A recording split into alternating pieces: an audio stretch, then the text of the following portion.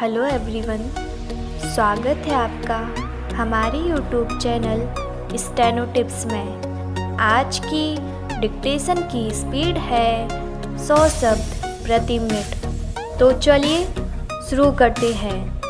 Dictation शुरू होगी 5 second बाद।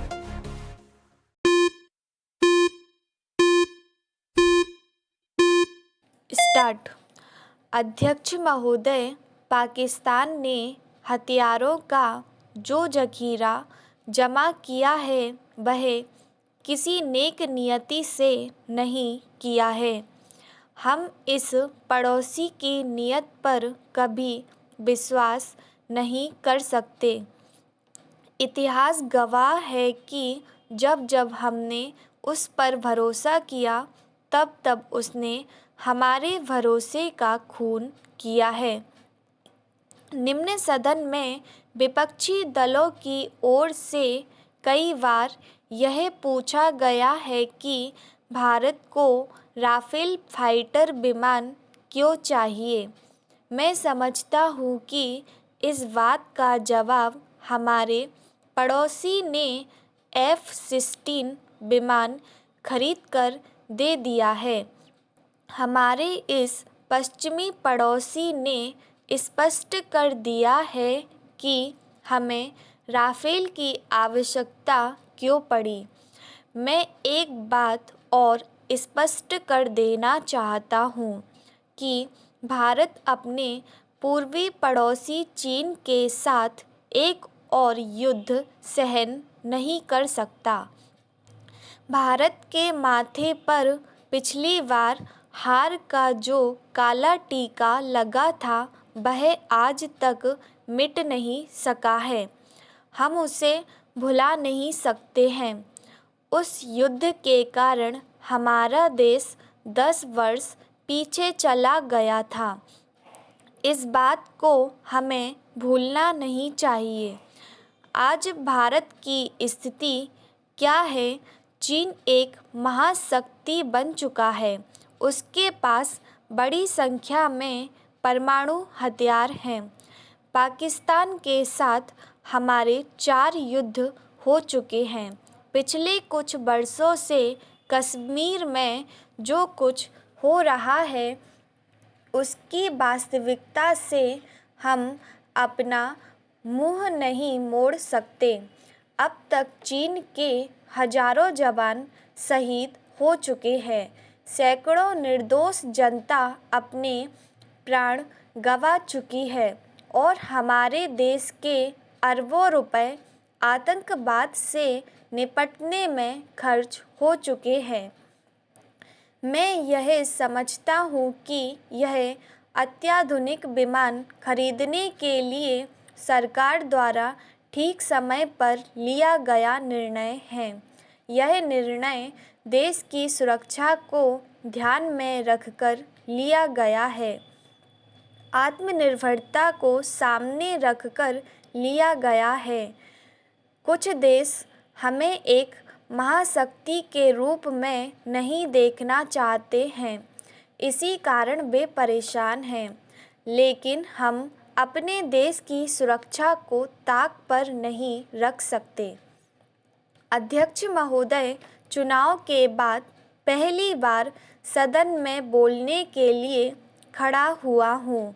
मैं एक ऐसे समय में बोल रहा हूँ जब मुझे लगता है कि जो समस्याएं हमारे सामने प्रकट हो रही हैं उसे कोई और रूप देने और ज़ोर ज़ोर से नारा लगाने से कोई लाभ नहीं है। भारत और पाकिस्तान के बीच कई मुद्दों पर मतभेद है। मुझे एक पुरानी बात याद आ रही है।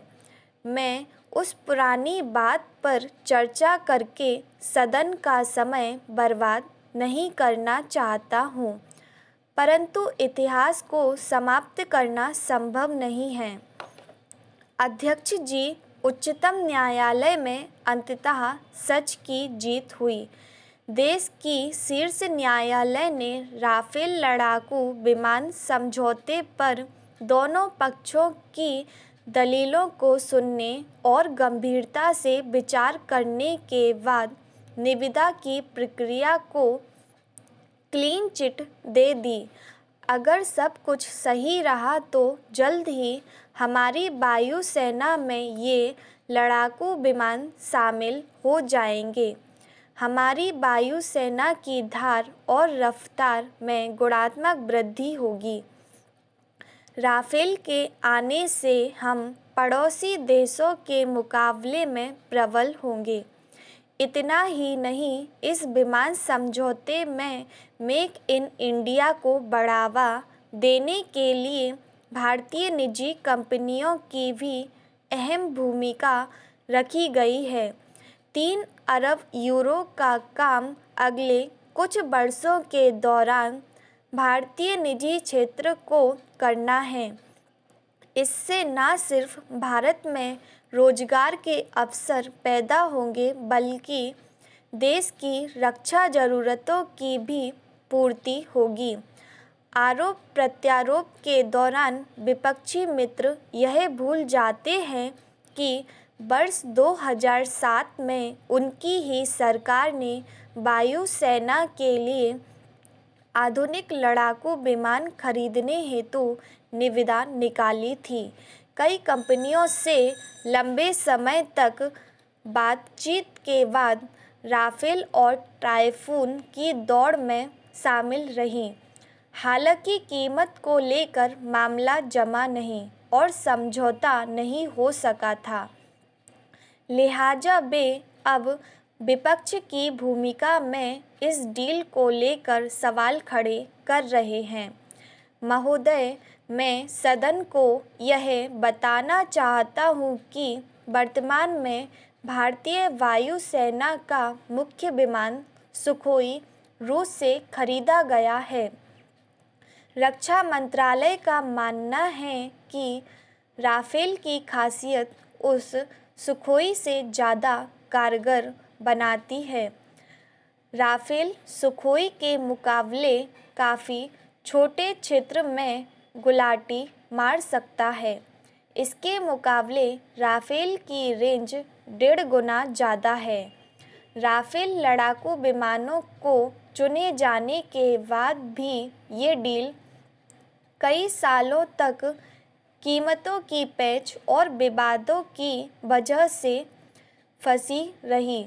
भारतीय वायुसेना ने कई विमानों के तकनीकी परीक्षण और मूल्यांकन के बाद वर्ष 2011 में राफेल और टाइफून के लिए सहमति दे दी थी। इसके बाद वर्ष 2012 में राफेल को न्यूनतम मूल्य के आधार पर फाइनल करने पर बातचीत शुरू हुई। इसके बाद भी कीमतों और समझौते की अन्य शर्तों की वजह से वर्ष 2014 तक डील तय नहीं हो सकी थी। अब जबकि हमारी सरकार ने इसे अंतिम रूप दे दिया है तो बेवजह विवाद खड़ा करके विपक्षी मित्र इस विमान से सेना को महरूम कर देना चाहते हैं। मुझे लगता है कि चुनाव आने वाला है और विपक्षी मित्रों के पास जनता के सामने जाने के लिए कोई मुद्दा नहीं है, इसलिए वे इस सौदे को मुद्दा बनाकर जनता को भ्रम में डालना चाहते हैं।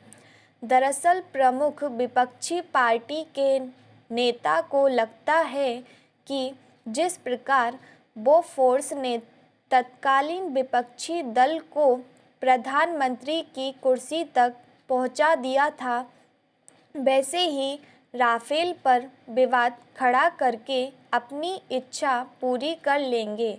लेकिन मैं उन्हें यह बताना चाहता हूं कि हमारी सरकार उन्हें जनता को बहकाने का कोई मौका नहीं देगी।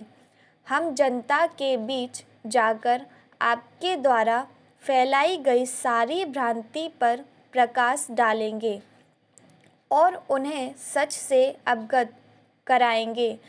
आपने मुझे सदन में चल रही चर्चा में भाग लेने की अनुमति दी, इसके लिए मैं दिल की गहराइयों से आपका आभारी हूँ और अब मैं अपनी बात को यहीं समाप्त करता हूँ।